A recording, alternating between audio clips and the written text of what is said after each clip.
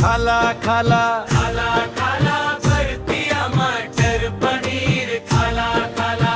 आइल बड़े ससुराल में अब लजाई न भाला खाला खाला खाला भरतिया पूरी सब्जी खाला। हमारे गांव के भोज में दिल खोल के खाला खाला रे बबुआ जी सूट में लगताड़े हीरो, लेकिन जूता उतार के बन गई नी जीरो।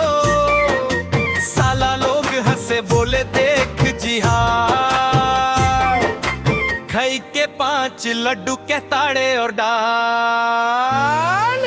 खाला खाला भरतिया मटर पनीर खाला खाला। डीजे पे नाचिस आज खुल के धमाका करा डाला।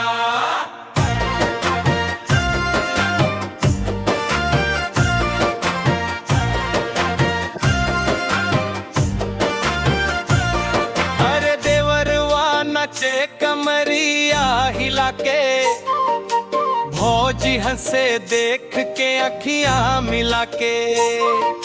ससुर जी बोले थोड़ा धीरे धीरे, डीजे वाला बजा दे बीट जोर से तीरे।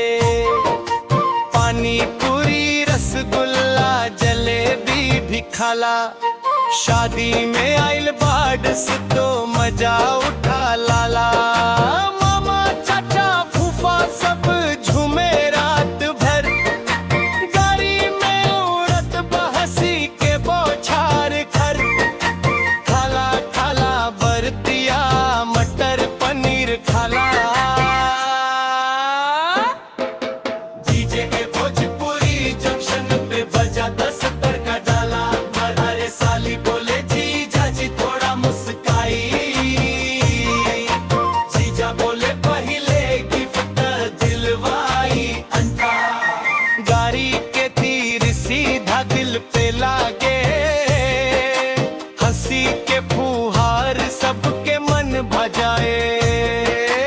आज के रात ना कोई शर्म ना लिहाज, डीजे पे बजे बस शादी के अंदाज।